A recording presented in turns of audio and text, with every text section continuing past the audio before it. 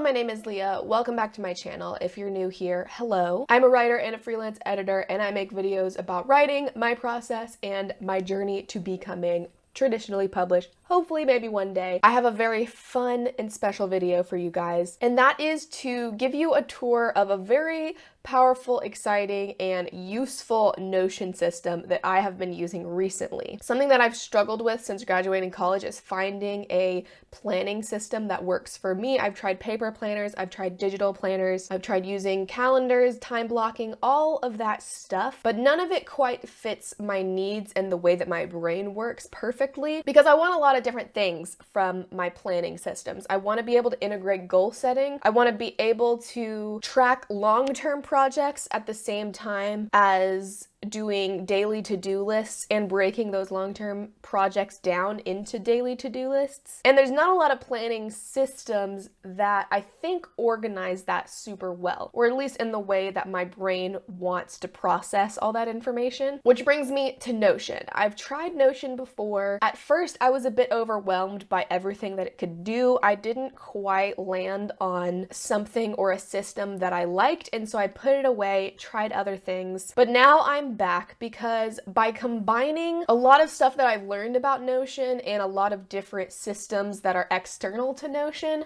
I've kind of created this system for myself that honestly is such a game changer. Before we begin, I do want to shout out real quick two people / companies. The first is Thomas Frank on YouTube. He does a lot of Notion stuff. He has a ton of templates. Some of my system draws pretty heavily from his Ultimate Tasks for Notion template system, whatever it is. And I will explain which aspects are drawing from that as I go through mine. The other shout out I want to give is to the company Moxie Life. This is a company that makes goal setting planners. I do not own one, but I highly considered purchasing one because I saw basically the whole system from people's YouTube reviews where they're showing all the pages, showing all of the goal setting system and how that integrates into the daily planner. So again, I will point out which aspects draw from that. And then pretty much the rest is me putting in stuff that I wanted to see in my Notion system and then tweaking these other systems to create the thing that I needed. So let's just jump right in. The first page that I have here is the home page, essentially. I have this little welcome because this is going to be available as a template. I will link that down below if you are interested in downloading it. And then this video, as soon as I upload it, I'm going to link right here. But pushing past that, the first thing we have here is the word of the year. That's something that I like doing. If you don't, obviously you can delete it. But this is a linked block, which I will get into later. Next, we have some navigation. Obviously, these are all pages within this system. We will be diving deep into all of these, and they're also over here on this side. And then the main feature of this page for me is the habit tracker. This is something that I really like out of a planner, is a place to track the habits, and Notion honestly makes this super easy. I can't get rid of this column because it's the name, and while I could individually type in the day of the week in this, which is kind of what I started with actually, it's so much easier to do this because this is a formula, and essentially what it does is it reads the date and it tells you what day of the week it is. So like if I change this, it will change the day of the week over here. So that way you just don't even have to deal with it. But what I really like about this habit tracker, of course you can do emojis, you can do words, whatever you want, and then you just check the things that you're doing in the day. And then down here at the bottom, which you can see it here, or you know, if you scroll, you can see it here. It's calculating the percentage of times that you've done the thing. So 3.2% of the boxes under this specific task are checked right now, obviously because it's only this one up here. But by the end of the month, then you can see the percentage of the times that you have completed each habit. The other reason why I like this in Notion is because right here I have a filter set. So right now it's just showing me March, but if I change this to, at the end of March, I'm going to change this to April. Cool, we have a new month. There's April. And then at the end of the year, if you want to see how you did on each habit for the whole year, you can just change these dates to incorporate the whole year. Or for example, if I want to like analyze my quarterly goals, I can just go January 1 to March 31st, and then know how well I did for that particular quarter.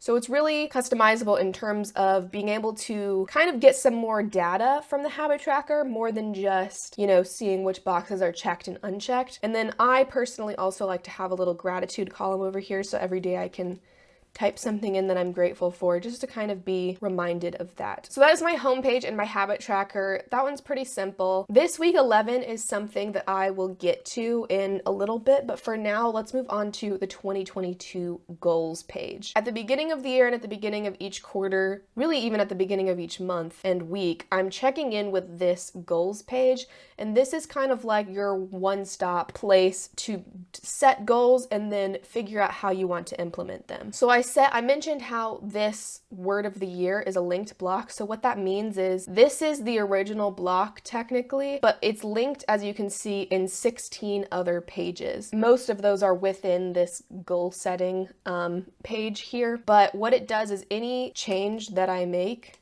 on here is going to reflect on any other place that this linked block is placed. So see, I typed the word change. Now it's gone, now it's here. This obviously has a lot more use than for what I'm using it for, and that's actually in another part of this system. But for me, this was easy because I only had to type this once, and now I can just place the block wherever I want to, and then I have all of this typed out already. I don't have to keep retyping and reformatting this word of the year thing that I want to see in a bunch of different places. Over to the right of that, we have the abstract goals, aka the why. This for me is kind of those more abstract things that you want from a year. Like for example, I might put, I want to improve my writing. That's not something that's super measurable. That's just something that I want out of the year. So I would list it here. I'm going to ignore the quarters navigation for a second and then come down to ideals, because what you would do is after you have your abstract goals for the years listed, you then come down here and kind of dig into that a little bit deeper. Some of this is where we start dipping into the stuff that I've pulled from Moxie Life. These are just things to be thinking of as you set your goals in order to give yourself a little bit more direction. And after I fill this out, after I fill out the ideals section, that's kind of sort of where I start to get a picture for what my year is going to be about. And that's where I figure out, okay, my word of the year now is stewardship. This is the theme of the year. This kind of ties into all of these things that I want from it. And then of course we have our annual goals.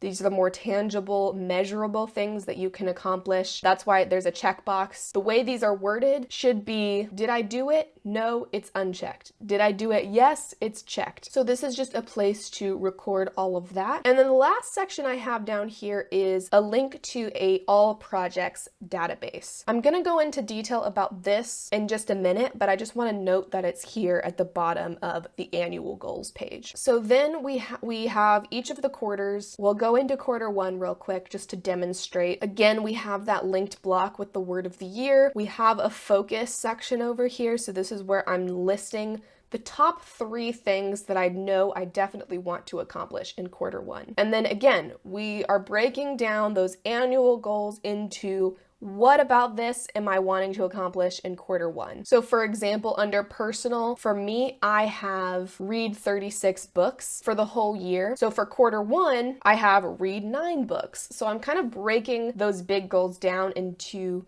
a little bit more of an easier chunk to handle. And this is going to be the stuff that I do in quarter one. Again, we have a link to the all projects database, specifically though, filtered for stuff that is happening in quarter one or is ongoing. And again, I'll get into some more detail about that, but this is quarter one focused. And then at the end of the quarter, we have this section to kind of review your progress, review your goals, see if you're on track, and figure out how to adjust for the next quarter. So then after quarter, we go into the month view. Pretty much the same thing, word of the year, focus for the month, goals for the month. We're taking those goals and putting them into an even more manageable size. And then again, a month in review. How can I adjust for next month? And then the last I know we're kind of just like digging super deep. The last thing here is weekly goals. And again, we're taking our monthly goals and breaking them down even further into what am I doing this week to accomplish my goals? And then again, reflecting on the week, how can I adjust for next week? I really like this system because it really takes those big yearly goals and breaks them down all the way to the week level, so you know exactly what you are doing each week to accomplish the things you want to accomplish. And this, again, is heavily inspired by Moxie Life. The way that it works with Notion, though, is specifically because of this all projects database. So we'll go to this next. Oh, another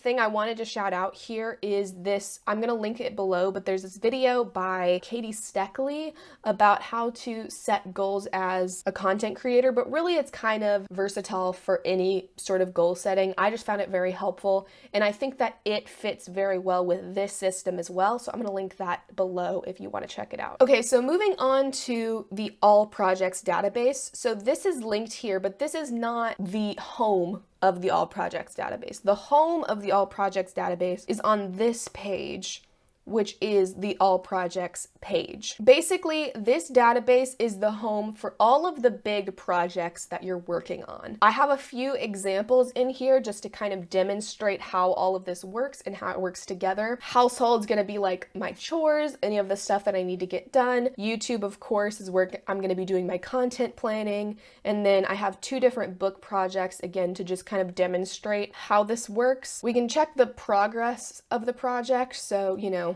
haven't done it, doing, done. Maybe something's on hold, like you're putting something to the side. I know this happens with books a lot, so that's kind of why I wanted to include it here. And if you're done with it, but don't want it like showing up on your actual page, you can switch it to archived and it'll disappear. Then of course we have the project name, and then this column is specifically the quarter that you're going to be focusing on the project on. Things like chores and YouTube for me are ongoing things, so it's not quarter specific. It's something that I'm doing pretty much all year round. Actually, you know what? I'm gonna change this to multi-select so that you can add multiple quarters. So for example, book project, maybe I want to focus on that in quarter 1, but maybe I also want to focus on it in quarter 2. Other book project is to do, and I'm focusing on it in quarter 4. So we're not thinking about that yet, but we have it there to like do planning and figure things out if we need to. So this is a pretty simple page, and it's honestly one that I don't look at very often. The main purpose of having this all projects database is 2 things. Number 1, when we're in the goals page, it allows us to really specifically tie our goals to our tasks. It allows us to plan when we're going to be working on certain things and see, oh, maybe I have too much scheduled for quarter 2. Maybe I should move this to quarter 3. It just sort of helps you bring, again, those goals into your daily life. The other purpose of the all projects database is to place our tasks into different buckets, essentially. So we have our household tasks, our YouTube tasks, our book tasks. So it's not one big unsorted list, which brings me to probably the biggest and most overwhelming page of this entire system, and that is the all tasks database. I have some example things in here as well, just to help sort of demonstrate how all of this works. This is a large list, and essentially this is where every single task, no matter what project it's in, is gonna end up. And for that reason, I also don't look at this page very often either, just because it's too much information. We don't need all of this all at once, but we need all of it in different ways. And this is where I'm going to shout out Thomas Frank again. The projects and task database and the integration that they have there, that is very highly inspired by Thomas Frank's Ultimate Task for Notion template. So if you want to go check out that as well, I know he has a really in-depth video about how he set that up, and you know, maybe if this doesn't work for you or his doesn't work for you, then you at least kind of have like the building blocks to make your own if you want to do something like this. The way this connects to the all projects database is over here in these 2 columns. So this first task is reply to comments. That's a YouTube task, which means it's underneath the YouTube project. And the way that we get this right here, bear with me, is in the YouTube page right here.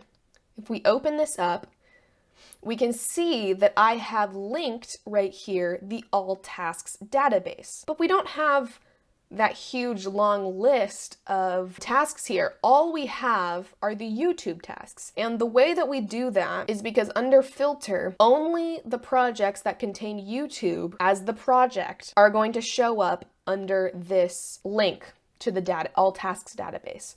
So if I were to create a new task, it automatically is filling in that project reference with YouTube. And then if I were to go over to the all tasks database, and let me find it, here it is, we have this new YouTube task, and because it's filtered that way in the YouTube page, now we have YouTube here as the reference for the project. That might be a bit confusing. I really hope that I explained that well. If not, basically all you need to know is YouTube is a bucket, and anything that you put under here is going to be placed inside the YouTube bucket. So of course there was something that I forgot to include in this video, and this is the application of project or task templates in order to link and filter certain things into the all task database. And then what I mean by that is I talked about how whenever you click into one of the projects in the all projects database, inside of that is linked to the all tasks database, but I didn't actually explain how that works. It's not something you have to manually put in every single time you make a new project. All you have to do is click the drop down arrow next to new and then click project template. So now you have a new project. I'm going to call it that, and it has the all task database under it. And what makes this special is that whenever you click filter and you see what project it's filtering, it automatically has that new project. So in the template, this button right here says project template, and then when you create a new project, it will automatically sync to whatever the title is of this page. So now any tasks that I create within this page are going to automatically be referencing this project's page in that project column. So that's how the all tasks is linked to the all projects databases. They kind of are referencing each other in that way. But let's go through, hopefully briefly, all of the different columns in this all task database. I'm not going to spend too much time on this, but the first thing here we have is status. So this color dot is going to change depending on the status of the task. So blue means that it has been scheduled, so it's upcoming. White means it hasn't been scheduled, so see how there's no date over here? These tasks have not been scheduled yet, so they are still in need of scheduling. And then if, for example, this is today, it's gonna be yellow, meaning that, okay, you need to do this today. If I'm late on the task, it's going to be red. And then if I am done with the task, it will have the green check mark. Then we have the check mark, that's pretty self-explanatory. You check it when it's done, the task name, the progress. So this we have here in order to work in Kanban view, so you don't always have to be in this big table. We'll get into some of that later. In progress has a very specific function, which I will explain once we get to some of these like project specific pages. But basically this is the amount of time you're spending on it. So like down here for outline draft 1, I'm working on that this week. So I have this week noted as the in progress date. And then due, of course, is the day that it's due. This should be 25 because we're working on it 21st through the 25th. So it's due on the 25th. And then next due, as you can see, it's not a date like the due date and the in progress dates are. This is a formula. And the way that this works is you're never actually, ignore all this coding, you're never actually putting the date into this column. What you're doing is you're putting in a number of frequency of the days that you want to do it. So for example, reply to comments. That's something I want to do every day, so I have a 1 right here. And what this does is now it tells you, okay, the next time you need to do this is on March 19th. So for these reoccurring tasks, instead of checking this, which as you can see on the status does nothing, like it's not going to do anything, what you do is you just change the date. So I did it on the 18th, now I'm doing it on the 19th. Okay, the next time I have to do it is on the 20th, and so on and so forth until you decide that you're not doing that task anymore. Another one down here, and this is where I find recurring tasks to be the most helpful, is in giving myself kind of an automated chore list. So for example, I want to wipe the bathroom counters and mirror every single week. So I have 7 days in here as the frequency. And so on March 21st, which is a Monday, I know, okay, I have to do this task, and then the next time I have to do it is the 28th. So when I'm done with the task on the 24th, I will put in the 28th here, and then it'll tell me the next time I have to do this task is April 4th, and so on and so on. So that's just a way to have repeating tasks, just constantly cycling through your to-do list. I find this helpful because one of the things that I find most annoying about paper planners especially is when I have those like regular daily or weekly things that I need to do, I just have to keep writing them in and scratching them out, and it's just a waste of time. Whenever you have a recurring task in here, the hard work is done, you've put in the task, and now all you need to do is just like update the due date every time you do it. The other thing that this frequency column tells me is it informs this formula right here, which if this has a number in it, it will say repeating. If this doesn't have a number in it, it will say one time. And the reason this is important is the way that these filters will interpret if a task is done or not. Because again, like I said, if it's a recurring task, this check mark isn't going to tell me anything on if it's done or not because we need to continually be doing it. So that comes into play on these like daily and weekly to-do lists. We already talked about the project column. There's 2 other reference columns here. So to briefly go over this system also allows you to create a task that has subtasks in it. I'll use this new video task as an example. And to get to that, we could click this, but I'm just gonna, for the sake of clarifying where everything is, we're in the YouTube bucket. So we're in this YouTube project under the all projects database. Then we have this task called new video. So this is a singular task, but within this task page, we have another reference to the all tasks database. But this time we're filtering it so that the only tasks that show up here are the ones that are linked to new video. The other thing that I forgot to mention was the use of templates with subtasks. So I have one in this template as an example called YouTube video. If you want your tasks with subtasks to all reference the project that they're under, you're going to have to create a specific template for each different project. So for example, I have YouTube video. So this is the task with subtasks for my YouTube project. If I wanted to make one for my book project, I would probably duplicate my YouTube video one and then change it to fit whatever I needed for my book project. And the reason, again, that is the case is because whenever you go to, I'm just going to open this template, because of the way that this is filtered, it's going to do the same thing that the project did. When you create a new task, it's automatically going to link its parent task to YouTube video in the same way that that project linked its filter to that project name. But then also I had to specify that this one is linked to the YouTube project. So this one isn't something that automatically changes with the filter. It's just a standard thing. So I played around a lot with trying to get like one standard task with subtask template, but the problem is when you put it into the different buckets, it doesn't know which project to link to. So that's why you have to make a specific template for each different project that you want to have tasks with subtasks in them. I don't need this for household because all I use household for is chores, and that's not complicated, but I might want it for YouTube videos to have that list of things that I need to do, or my book project if I had like one big task but a bunch of little things that I needed to do to complete that big task. So just be aware of the project templates. Anytime you make a new project, you're going to want to use the project template and the task with subtask templates, which again, anytime you have a task with subtask, you're going to want to use that template, and you're going to want to make a template for each project that you need subtasks in. Whenever I'm planning my YouTube content, I would obviously have the title of the video up here instead of new video, but this is just to demonstrate how all of these subtasks now are linked to that new video. So again, I can schedule all of these subtasks for different days. I can have an in progress for each of them. And now they show up as their own individual task on the all tasks database. That way I can break down maybe a more complex task into subtasks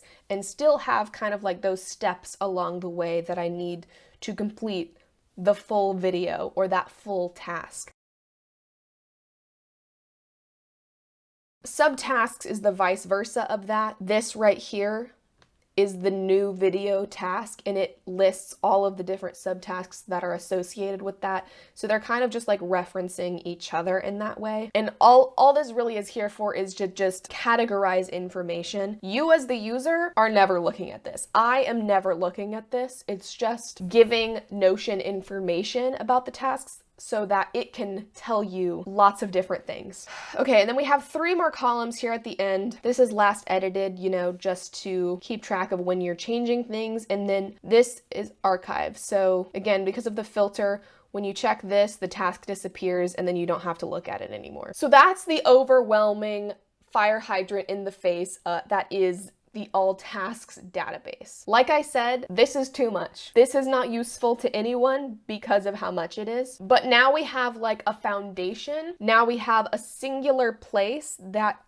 all of our tasks, all of our to-dos are in this singular database. And that is huge because now, since we have everything in one place, now we can go in and sort and filter in different ways in order to do a lot of different things. One of those things that I personally like to do is to make project-specific pages. This page right here is not to be confused with the YouTube page that is in all projects. Actually, in fact, I'm going to put project right here just to clarify. So I've changed the name of this page, but as you can see, the name of this page is not changed because they are 2 separate pages. But the reason I have this YouTube page where all of these different pages are, I like to be able to have specific places where I can work in bigger projects or ongoing projects. So I only have YouTube and book project here, but like I said, I have household. Household isn't something that I need to be referencing very often in terms of like, I'm not going in there and planning stuff, I'm not changing things. And other book project I'm not working on right now, so I don't need it over here. But YouTube is an ongoing thing that I'm constantly changing things. I'm constantly, you know, planning my content. I'm doing work in the YouTube page a lot. So I have this little link over here. You don't need this. This is unnecessary. Anything that's on here, you could technically build out in this page. Like I could have like ideas and put that up here, and you know, I could do all of the things that I'm about to show you in this page. This is just personally how my brain likes to separate things out. I'm not going to go into depth on how this page specifically works for YouTube because the point of this video isn't to be like, here's how you use Notion for YouTube. It's to show how you use this system as a whole. So I'll go into a few examples of how you can take the information in the all tasks database and then have Notion interpret it into different ways to help you plan the things that you want to be planned. This is another way to use the linked block. So this is actually also linked under this all videos page. And so as I'm like noting random things, as I'm noting random things and I'm thinking, okay, I want to do, here's 3 videos I want to do this month. I can put those over here as I'm planning my videos for the full month. They'll show up right here and be ready for me to put them in the calendar. But the calendar is the main way that I use this function for this specific project. So as you can see here, we have that new video task right here. And then we also have all of the subtasks that are associated with this task. And this right here is why this project link is so important, because now that Notion knows which tasks are YouTube projects, I can come into my YouTube page and filter by YouTube projects. So it's only going to show me the YouTube stuff. So this is the view that I like to do my YouTube planning in. Of course, there's a bunch of different ways that you can look at all of the information and sort through it. There's the table like we saw, there's the Kanban board, timeline, all sorts of things. But this is what makes Notion so powerful, is the way that you can just sort of like view information in different ways. And then the other example I have of how you can use that all task database and then sort it into a project specific way is I have this book project, which this is going to be available as a separate template actually. There's actually a bunch that I have in here of different ways to plan your book and kind of make some mood boards, develop your story, and sort it by characters and places and all that sort of stuff. If you want a video specifically about this like book outlining system, I'd be happy to do that. I might do one anyways, I don't know, we'll see. But the way that this relates to the all tasks database is here in the to-do list. Basically, again, we have the same thing where now we're seeing all of the tasks that are associated with book project, and you can look at it in the calendar. I also have like the board view, so now we're in to do. I'm actually going to sort this by due date so that this is what's due at the top, and then you can also have it show the due date as well. So I'll just leave that like that. Say I finished the Save the Cat beats, or I'm working on it right now. I'm working on outlining, and then I finish Save the Cat. If we go into the table view, now we can see how this project status is gone, and strangely enough, Save the Cat is not here anymore. Why? Because its progress was changed to done. So now we don't need to see it anymore because it's finished. I am going to move these back here though. I personally like calendars, so that makes sense to me because I'm visual. And then again, we have this little sneak peek of sorting by date. So anything that's due that week for the book is going to show up here. And then again, a place to take notes, which is linked to 4 other places in the database. Again, I'm not going to go into depth about this book project planning page. I just kind of wanted to highlight how your to-do list here for the things you need to do on your book project can still be tied into the all tasks database. And then finally, we get to the part that makes this whole system worth it. This is the part that I personally love. This is the part that I have pulled up every single day, and that is the daily and the weekly to-do lists. In order to demonstrate that though, I'm quickly going to change some dates and then we'll dive right in. Okay, we're back and we are now on the daily to-do list page. So this one's called Today and Tomorrow because again, there's 2 different places where this comes into play. Hang on. Okay, now we're back. I fixed some more dates. So this is the thing that I'm checking every single day. And this is where we get to see the power of having all your tasks in one database and how that affects your daily to-do. So basically, this is an automated to-do list. I have all of my work in my separate project and I've planned out like what I want to be doing. And now when I wake up in the morning, all I have to do is open this page of my Notion task and it tells me exactly what I need to accomplish that day in order to not only get to where I want to go in those specific projects, but remember how we decided on those projects because of our goals page. So from moving from goals to projects to tasks to daily to-do list, we've essentially created this very cohesive funnel of this is what I need to do every single day in order to accomplish my annual goals, which to me is just super helpful and mind-blowing and powerful and all of those things. But basically the reason this works, again, it's just this filter system. We have 2 different filters that say if it shows up in this, and it's if the in progress or the due date is today. So the reason why the in progress is important is again because for those projects that may take, or for those tasks that may take a little bit longer, that aren't just like a one and done sort of thing, we have that like longer time. So for example, today as I'm filming this is March 8th. It's not due on March 8th, but it's showing up as something I need to do today because I have to film for this video that I'm doing. I have to film a clip every single day or something like that. The other way that this comes into play for the book thing, okay, I've added outline draft 1. Again, maybe that's something I'm working on all week, so it can show up now on my daily task as something I need to do, even though it's technically the whole thing is due on Friday. So that's how that works. The yellow are the tasks that are due today. Again, and then the red is something that I'm late on. So I was supposed to do this script yesterday. Now it's red, it's at the top of my priority, so I'm gonna get it done today, and then as soon as I'm done with it, I check the box and it's gone from my list. This is a recurring task because we have the next due, so once I wipe down the bathroom counters and the mirror, all I have to do is look at this, March 15th, okay, March 15th, it's gone because it's no longer due today.